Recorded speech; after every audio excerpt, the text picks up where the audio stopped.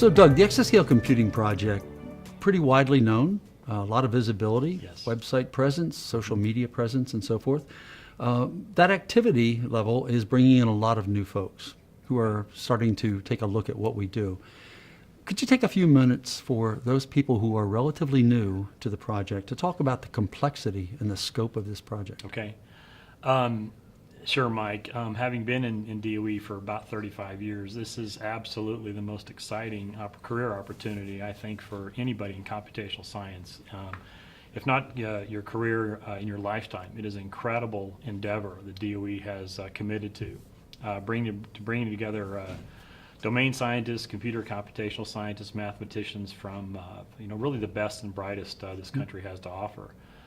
To build applications that are going to address national problems of national interest, to build a software stack that will make sure those applications can execute well on Exascale, and to fund vendor R&D to make sure the nodes and the systems are really adept and able to support our needs. There are approximately 100 small teams of scientists, so that's a tremendous number of projects, and overall it's 800 or 900 scientists from across this country in Department of Energy laboratories and universities and in industry that are engaged in research, development, and deployment.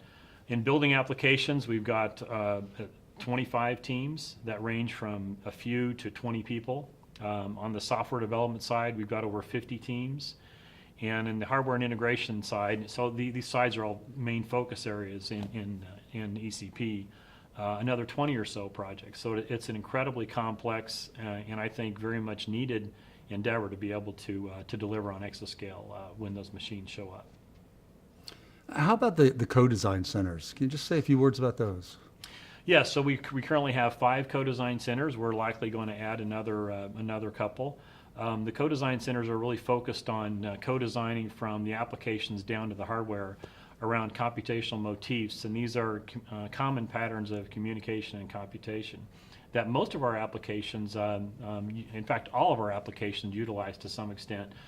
So by co-designing through the software and the hardware on these motifs, we can really have leverage and impact across all the applications. We can take the kind of the best advantage we possibly can of the node hardware and the system and the overall system integration. This is crucial to being able to deliver on the performance and the science performance. I will add that each of the 100 or so R&D projects that are currently in ECP do have some element of co-design. It's not really sort of compartmentalized to these 5 or 6 co-design centers. There's give and take between application people and software stack folks, programming models, hardware design going on, kind of all throughout ECP. It's certainly centralized in the co-design centers, but it's really pervasive everywhere and very much needed to deliver on success. Cool. So, Doug, we've both been around HPC for a very long time. Right. And we've been there for that transition from giga to tera to peta. And the question I keep hearing today, though, is why is such a monumental effort required to get to that next step of Exa? Can you comment on that? Yeah, there are several reasons, and really it's not just one in particular, but several reasons. So first of all, on the hardware front, we have the end of Bernhardt scaling, and so we're seeing an important transition where as the feature size gets smaller, the energy usage and power usage is not staying constant per unit area. We're seeing many cores now being localized on hardware platforms, so we have extreme parallelism locally. We've also got a very complicated memory and CPU hierarchy. So the hardware landscape is really at a tipping point, and we believe, and I think it's bearing fruit, that standard approaches to exploiting this hardware are not going to work. We need to engage heavily in new programming model paradigms. We need to engage more focused in co-design. So we need to make sure our applications are going to be poised to exploit this tremendous capability, the compute power, memory to be able to solve the nation's problems. We have to engage now. History has told us that application development is very difficult, and building new software stack components also very challenging. So if we don't start now, we won't be ready. And we believe we're on a really good path to be ready to exploit this tipping point of, I guess, what I would call very much heterogeneity in the hardware and the software. I think we're on a path to really exploit that. In addition, what we have seen in the past really 4 or 5 years is a resurgence and a tremendous uptick in artificial intelligence, machine learning, deep learning, really caused for a couple of reasons. We now have lots of digital data that are labeled where we can really adequately train these networks, but also the compute power and the computational intensity is now available for very, very deep and broad networks. So in the ECP, we're really looking to exploit AI at the exascale, both model parallelism and data parallelism, being able to train huge amounts of data much more quickly, being able to have inference engines that can give us very high confidence answers to national security issues, to better exploitation of the data coming off our billion-dollar experimental facilities in the DOE. And so we're really forcing and pushing hard this convergence of more traditional deterministic-based modeling simulation with data-driven knowledge discovery through AI. So that's another real driver for ECP right now. We're going to be ready to be able to exploit that when the machines arrive. That's a great lead into another important point I think that we can make for the viewers right now. A little bit more about what ECP is and what it isn't. When people think about the Exascale computing project, a lot of the comments I hear on public are, oh yeah, Exascale systems, great big rooms full of computers. That's not the case with ECP. No, it is not, and in fact, it's a subtle and yet not so subtle difference. ECP is focusing on delivering the software technologies for the next generation systems. That includes applications. You can think of it as the app store for the nation. It includes a software stack, which, to make sort of the Apple iPhone analogy, is your next iOS. It also includes nodes and hardware they're going to be tuned for our applications. Now, in that sense, we aren't, as a project, procuring the actual system. There are 6 of the 17 DOE national labs that have historically procured and deployed the largest systems, if not in the country and the world. And so those projects and those activities are still going on in the Office of Science and in the DOE Office of Science and the DOE NNSA. So ECP is not actually procuring a system, but we're playing a role in setting the requirements for the system, and we're getting technologies ready. So when the facilities procure the system, we're going to be able to say, here's an important suite of applications ready to go, ready to solve problems of national interest that can only be solved at Exascale. And here are components of a software stack that are going to enable those applications. So we're really delivering the tools and technologies, and the platforms then are going to come in and be able to utilize those on day one. So Doug, as you know, we plan to publish these sort of updates every quarter, and we're kind of getting a late start on this one, but moving forward, hopefully an every quarter cadence to this to keep everyone informed with what we're doing. So to get this one kicked off, could you give us just a quick recap of what you think some of the highlights and the accomplishments were for the ECP during the first 4 months of 2018? Sure. I think the first highlight I can think of, which is a crucial one for the leadership team, is we went through an intensive review by the Department of Energy, known as an independent project review. We passed that review, frankly, with flying colors. It's a real challenge in ECP to marry sort of high-risk exploratory and high-return R&D with formal project management.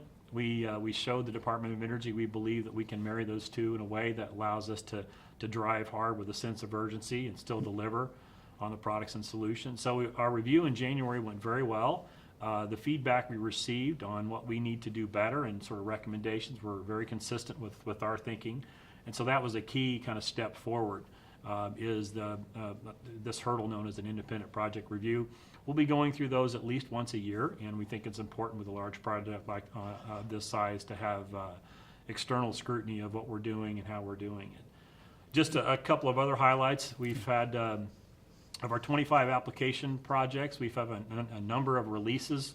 So the applications are making progress in terms of releasing their software, demonstrating that they're able to progress toward their challenge problems, as we call it, and also do deep dive innovative algorithmic and model development. On the software side, with frankly a relatively new leadership team in place, the software side, we're really moving more from R&D to product development, product deployment. And so we have a good plan for how we're going to package up our various components into bite-sized chunks of software that the facilities will ingest and integrate and test. And so we've made a lot of progress in terms of identifying key products. And on our Path Forward effort, which funds U.S. vendor R&D for nodes that are really tuned for our applications as well as system designs, the vendors are delivering on the milestones on schedule and on time, and we're feeling very optimistic that the research that they're executing will appear in key products in the Exascale systems once they're procured. Okay, so application, software stack, software technology, hardware and integration. How about the project office that's central to the putting all of this together? Indeed it is. I'm proud to say, being at Oak Ridge National Lab, that Oak Ridge was selected to be the site of the project office, which means that predominantly Oak Ridge's project management staff sit in the project office and really work very, very much alongside and hand in hand with the PhD scientists and researchers that are responsible for the technical leadership. So it's really an important marriage between process, procedures, metrics that are really crucial for us to be able to define success, track success, to have these project office people. And they're professional project management folks. We are heavily invested in agile project management, which we think makes the most sense sort of historically over the last decade for software development. And so the project office is a very lean group of people, about 15 or so, that work across this huge project and helping the scientists to have the right metrics and track where we are and understand where we are, what we need to do to get better. So it's a crucial aspect of ECP that's often overlooked and not recognized. When you think about where the rubber really meets the road with the Exascale computing project, just as you pointed out earlier, it's different than thinking about the actual physical systems being delivered. It's when those applications get loaded up on those first Exascale platforms and start to deliver. Can you tell us a little bit, just give us a glimpse of what some of the early applications are that are targeted for the first Exascale platforms? Yeah, very, very good question. So the ECP's mission need, really reason for existence and requirements drivers, ask us to really support virtually all the key program offices in the Department of Energy. So we have a wide portfolio of applications. In fact, 25 teams that are executing right now.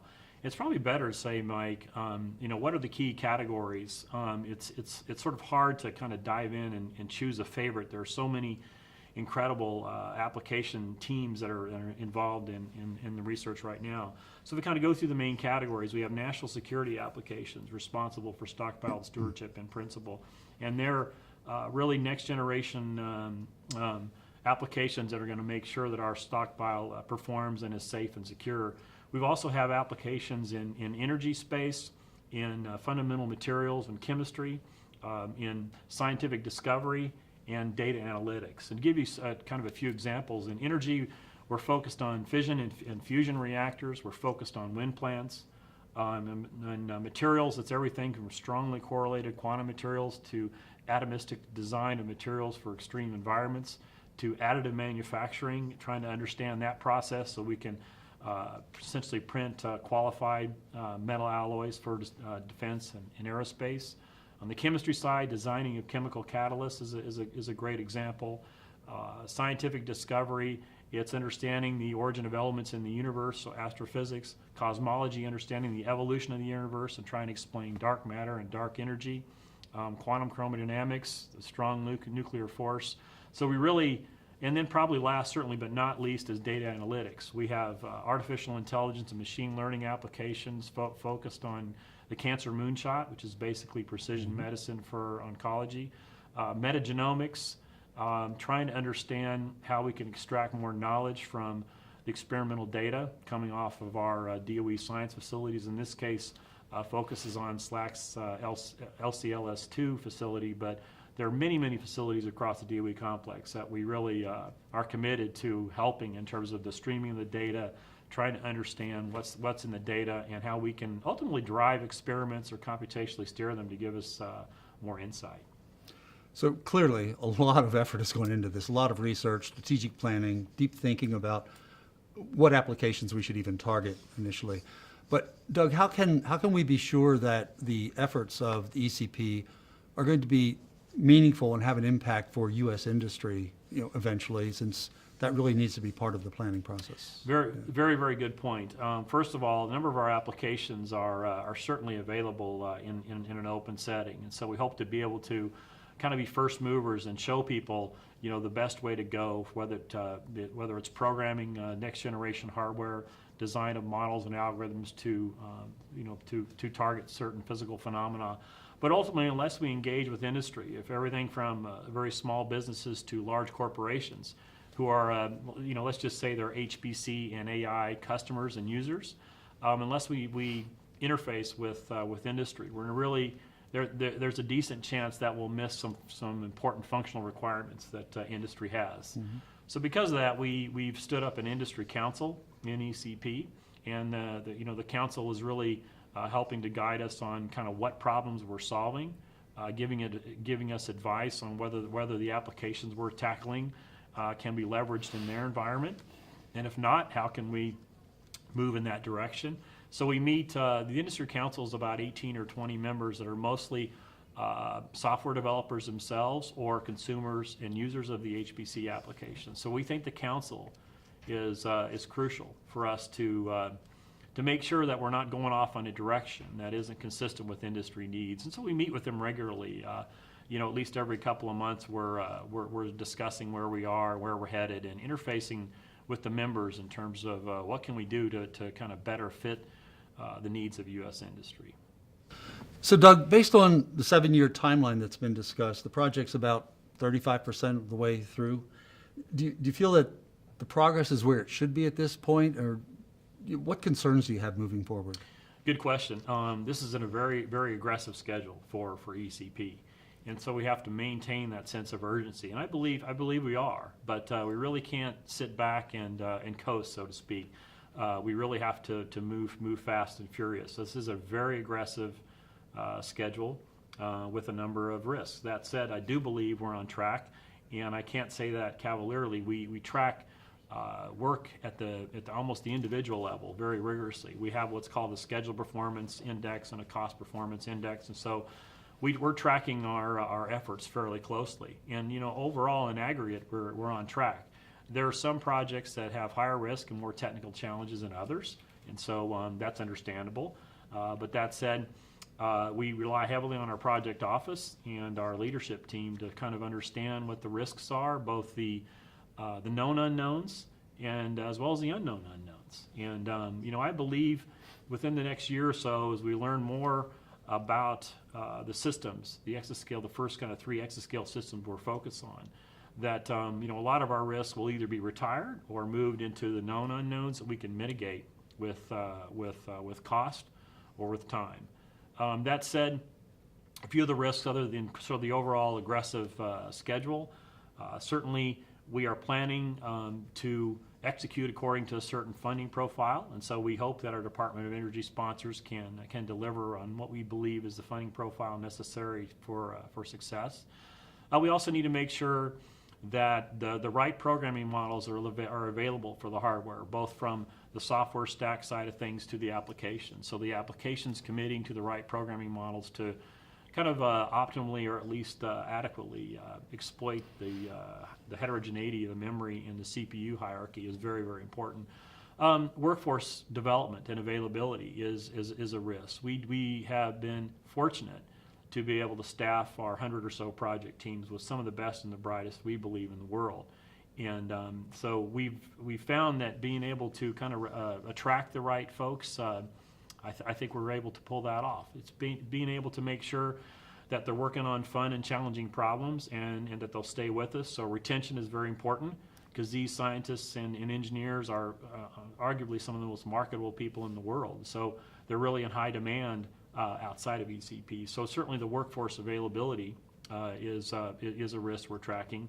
And making sure that the U.S. vendors can deliver on with the hardware and some of the low-level software that we need for our application. And so we have a project with an ECP known as Path Forward that's crucial for us to be able to continue to inject much-needed resources for vendor R&D.